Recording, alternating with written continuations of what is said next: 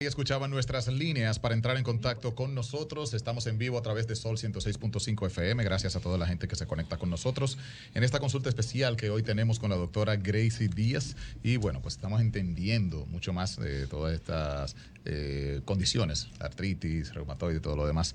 Y por supuesto, la gente que está conectando con nosotros puede aprovechar para hacer sus llamaditas ahora. Mucha gente llamando en la pausa. Recuerden que hacemos esta interacción cuando estamos al aire, así que aprovechen este momento.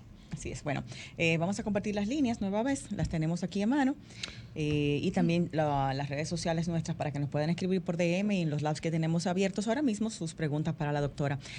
@Yulisa @Raymond Moreta, @Giselle Mueces, estamos live, y la doctora @DRA Gracie, Gracie con Y en el medio y latina al final, Díaz Roulette, así con T. Eso es en Instagram, ahí están todos los contactos de la doctora para consultas y para saber sus horarios y sus consultorios. Doc, nos quedamos antes de la pausa con el tema de los síntomas de lupus. ¿Cómo podemos reconocer la enfermedad en nosotros? Bien, como les decía, es una enfermedad muy variada, pero hay síntomas que sí son fácil de reconocimiento y que deben despertar como esa voz de alerta.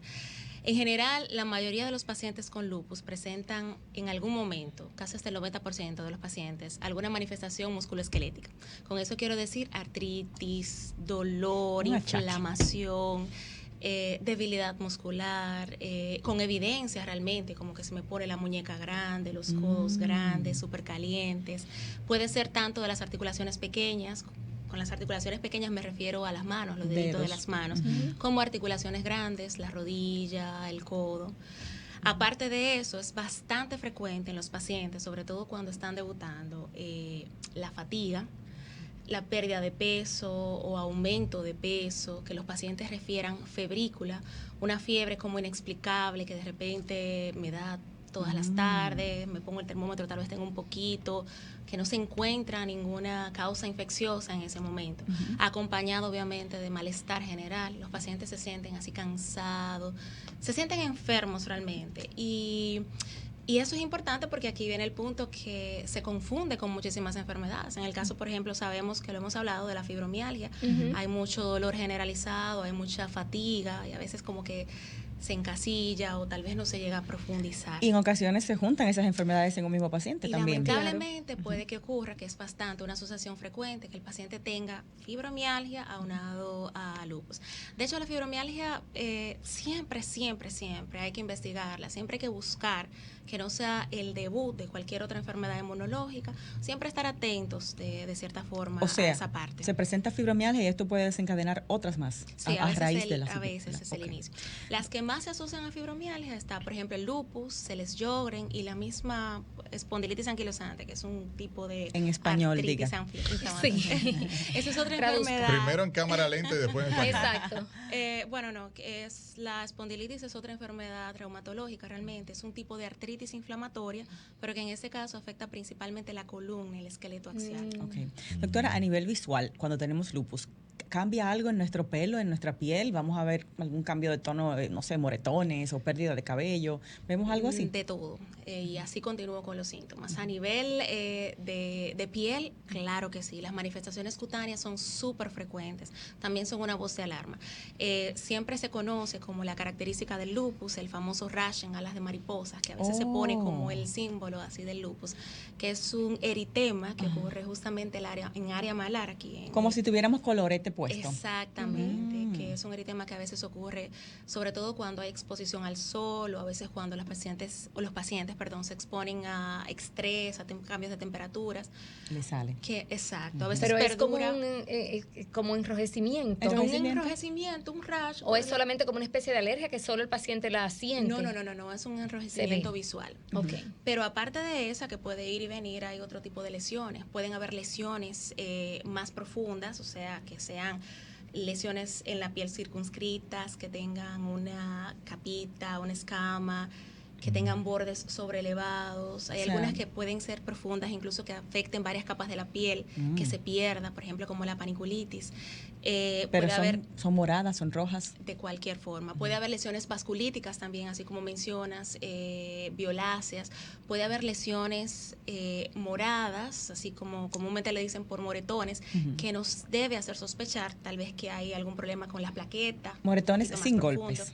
sin golpes, que de repente Espontáneo. aparecen así, espontáneos.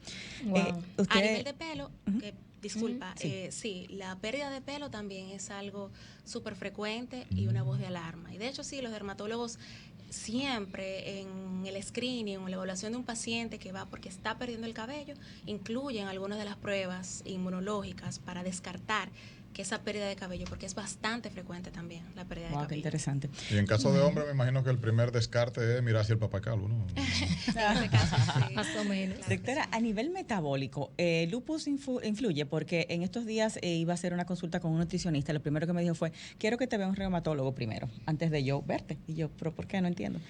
Yo tengo obviamente hipotiroidismo, estoy en remisión de fibromialgia, no sé si es por eso. Quizás por eso. Pero el hecho de perder peso, del manejo de las grasas que nuestro organismo le da, ¿no? Ujú. A nivel metabólico, ¿tiene algo que ver con el lupus? Sí, tiene que ver, realmente al lupus ser tan variado y tan diverso, siempre va a tratarse de forma multidisciplinaria, va a envolver muchos órganos, muchos especialistas, y no solamente por la misma enfermedad, sino también por los tratamientos que estamos utilizando para esas enfermedades. Perdón. Sí, ya, continúe, don, no se preocupe. Okay. El riesgo en los pacientes que tienen lupus se sabe, igual que cualquier otra enfermedad inmunológica, el riesgo cardiovascular está doblemente aumentado. O sea que por el hecho de tener alguna enfermedad inmunológica, el paciente es propenso, tal vez hasta más joven, a tener hipertensión, a tener algún evento cardíaco. Algunos de los medicamentos, por ejemplo, los esteroides que son de uso común, alteran de todas formas a nivel metabólico el paciente, o sea que causan hiperglicemia, pueden hacer que haya aumento de colesterol, triglicéridos. Inflaman bastante el cuerpo. Inflaman bastante, aumentan el apetito. El paciente tiende, cuando está utilizando esteroides, lamentablemente, a comer tener- más. Lamentablemente, sí. Wow. Y sí, eso es un punto importante. O sea que teniendo lupus, perder peso se nos va a dificultar el doble. Depende los tratamientos que esté llevando el paciente. En el caso de los esteroides siempre es un tema controversial y muchas veces lo vemos en la práctica. Los pacientes que tal vez saben un poquito, que han tenido experiencia, de que le dicen, bueno, voy a tener que ponerte un poquito de esteroides, ya como que, ay, engordar, ay, otra vez. Pero con su razón. Doctora, un segundito con una llamada Sí. que tenemos. Rey, Buenas adelante. tardes, Radio Fit. Sí, buenas tardes. Felicidades por el programa. Muchas gracias. Gracias. De muchos años escuchando el programa. Ah, pues qué Gracias. gracias. Bueno trabajar con la prevención. Si esa voz es un fiel oyente. Sí. Giselle, te bloqueaste de las redes sociales. ¿Por qué? Bloqueaste a Giselle Diantre, Mueces. ¿qué fue? Pero tú eres valiente. ¿eh? Y me lo dice. ¿Cómo así? Te bloqueé. qué caro. yo ¿Qué yo no te voy a decir hice? de qué tiempo que es. ¿Eh? No, no. Por abusadora. Déjamelo preguntar. Abusando. Yo sabía que era por eso. Cuando yo sea Fue por tu paz que la bloqueaste. Giselle, pero se me fueron adelante a mí. Entonces ya como que mejor mantengo a distancia y te olvido. Es para inspirar a Y las que sea mujeres, una- para que vean que la vida comienza a los 46, que se no digan, ay, ya yo no voy a ponerme... Comenzaba a 46, Giselle, pero acuérdate, mi esposo me llevaba 25 años. Ajá. Entonces, ¡Oh! cuando te miro, yo soy un chateador normal, Espérate, ¿tu esposa te lleva a ti 25 años? me llevaba. Sí. Ah, ya, ya. Bueno, su ex. Él dice que es él es un confeso chapeador, acaba de decir. Yo mangué mi visa, Giselle. Mandé mi visa. Ah, ok, ya, ya. Mm, Sí, ya yo sé- recordamos tu yo sé caso. quién Sí, es. sí, verdad. Sí, sí, sí, cierto. recordamos tu Hice, caso. hice mi tiempo. Soy soltero, mujeres. Cualquier cosa para hacer y cosas, me avisan. Ok. Muy bien. Usa, Sí, usa pero- nuestro medio para tu fin, no importa. Wow. Mira una cosa, por la boca muere el pez, tú hablas mucho, ¿oíste? Esos detalles. No fue muy buena promo del para las visado, chicas. no te No, conviene. eso como que son celos tuyos. Yo entiendo que tú me estás pelando ya. Ay, Dios mío. Bueno. Mira, ¿tú tienes alguna Felicidades por el consulta? programa. Gracias, mi amor. No, ¿Tú no, le que vas a está preguntar bien, algo a la que yo doctora? pensaba que está muy bien. Siga trabajando fuerte y felicidades. Ah, No, pues, muchas muchísimas gracias. corazón. Gracias por su lealtad. Los dolores de él son otros, son del Sí, alma, son del ese es corazón. un todo. chapi orgulloso. Así es. No lo esconde ni nada que nada de eso. Aprende, Robert. Chicos, 809-540-165, la gente que quiera consultar, no para confesarse. 1-809-200-165 si estás en el interior y 1-833-610-165 desde los Estados Unidos. Doc, como Julia, hay mucha gente que ha gastado mucho dinero, ha dado muchísimas vueltas y no da con la enfermedad que realmente tiene. ¿Cuáles son las pruebas o los estudios que nos confirman si tenemos lupus? Ok, para pensar en lupus o cualquier enfermedad inmunológica, casi siempre lo más importante es que tú tengas confianza con tu médico y ese médico te realice una muy buena historia clínica. Esa buena historia clínica debe incluir todos tus antecedentes, todo lo que te ha pasado, que se te escuche, que se te explore por completo todo lo que tienes, todo lo que has tenido. Y suena así como tal vez sencillo, ¿verdad? Hay muchísimas pruebas inmunológicas, muchas muy costosas. Ay, sí. Sí. Sí. Incluso tengo entendido, no sé, por lo menos antes, que esa prueba de lupus se hacía fuera del país. No, podemos hacerla, pero Ahora lo que se les hace voy aquí. lo que les voy a decir con eso es que en realidad cuando ustedes van a un reumatólogo se van a dar cuenta que para el reumatólogo realmente lo básico es lo más importante. Me explico, por ejemplo, algo bastante sencillo, podría decirse, o frecuente, es que se indica el ANA, no sé si tal vez lo han escuchado, Ujú, ya han claro tenido que sí. Yo me lo he hecho. experiencia en ese sentido. Pues el ANA realmente está positivo hasta en un 10 a 20% de la población sana. Yo tal vez si no tengo, me lo hago así de una forma random, puede que esté positivo. Si yo no tengo tal vez una clínica, si no tengo algunos síntomas, si no tengo en mis laboratorios tal vez que tenga anemia, que tenga una orina afectada, ese ANA tal vez no es significativo. O ¿Qué sea, que da significa, perdón, falso ese- positivo. ese Exacto. ANA? No, falso positivo no. O sea, lo que quiero decir es que para diagnosticar lupus tal vez no hay una prueba especial que me lo dice. No es definitivo No es un ANA, por definitivo ejemplo. realmente. Ujú. Lo que sí es el conjunto de todas las manifestaciones que el paciente esté presentando, más algunas pruebas que se indican cuando uno está sospechando. Porque Wow. corremos el riesgo, tal vez, por ejemplo, de sobrediagnosticar o tal vez pasar de algo. Usted O- mencionó entonces anemia. Tiene que unir muchas cosas hay que ese unirse reumatólogo. muchas cosas realmente. Tener un Wow. ANA positivo, que se indica de forma frecuente, no es sinónimo de tener lupus. A veces eso causa angustia porque es una prueba que se pide fácil y ya desde que uno ve el Sí. ANA y lo busca en Uno se internet, asusta. realmente sí, y no.